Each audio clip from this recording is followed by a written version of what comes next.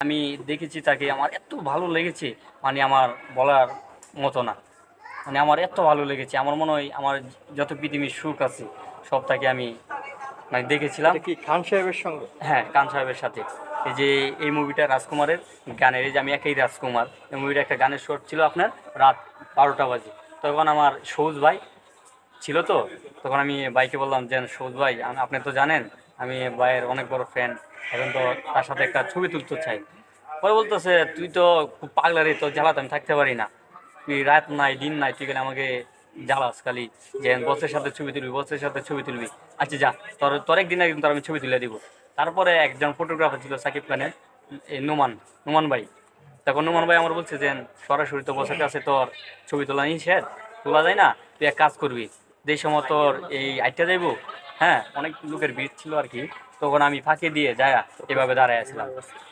এই সময় দাঁড়াইছিলাম, পরে আমার দূরে থেকে একটা ক্লিক করছে কেন ডিএসএলআর সাকিব ক্যামেরা ভাই দিয়ে। কি অনেকটাই অহংকারী নাকি যে? না জি না, জীবনও অহংকারী নয়, কারণ আমি যে সময় আমি ছবি তুলি তার আগেও দেখেছি একটা মেয়ে আয় বলতেছে যে বস আপনার সাথে কি ছবি তোলা যাবে, তখন তিনি শুটিং ফালিয়ে দিয়ে আগে ছবি তুলেছে, মানে অনেক ভালো লোক, অনেক ভালো। তখন আমি এই ছবিটা তুললাম, মনে করেন আমার জীবনে যত সুখ আমার কপালে এসে পড়েছে আমার মনে হয়।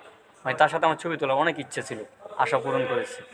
আমার যদি আপনি এই মার্কেটে আমার যারা সাথে আমি চাকরি করি তার আগে যদি বলেন যে মোবারক কে, মোবারক কিন্তু চিনবে না। যদি বলেন সাকিব খানের ফ্রেন্ডকে, তাহলেই চিনবে। আচ্ছা, প্রথম বিয়ের যে খুশিটা সেটা সাকিবের ছবি তুলে আপনি পাইছেন নাকি? হ্যাঁ, সাকিব খানের ছবিটা আমি তার সাথে ছবি তুলে আমি এই অনেক খুশিটা অনেক পাইছেন? অনেক খুশি আমি। তারপরে এই ছবির শেষ নয়, আমি আরও ছবি তুলবো ইনশাল্লাহ। আমি সামনে আপনার তুফান ছবিতে যদি এফডিসিতে যদি শুটিং হয় তাহলে আমি অবশ্যই যাব, অবশ্যই বসের সাথে আমি আবার নতুনভাবে একটা সুন্দরভাবে একটা ছবি তুলব। আচ্ছা। তার সাথে ভালোবাসা, মনে করেন মানুষের একটা হিরো সবার কাছে সবাই এক লাগে না, একটা হিরোর কাছে মানে একটা ভক্ত অনেক পাগল হতেই পারে। কিন্তু দেখেন এই সাকিব খানকে মানে ভালোবাসে না এমন কোনো লোক নাই। কিন্তু আপনাকে কোনো মানুষ কি বলবে, এই এটা কোনো নায়ক হইলো, মানে এটা কি আপনারা কিন্তু একটা মানে আন্তাজি বললো।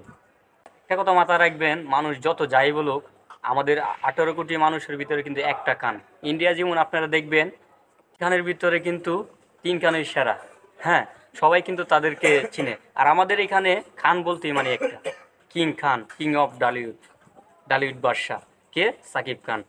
মানে তার কোনো মুভি লাগে না, তার নামটাই যথেষ্ট। সাকিব খানের বলতে গেলে তার নতুন বলে কোনো কিছু নেই।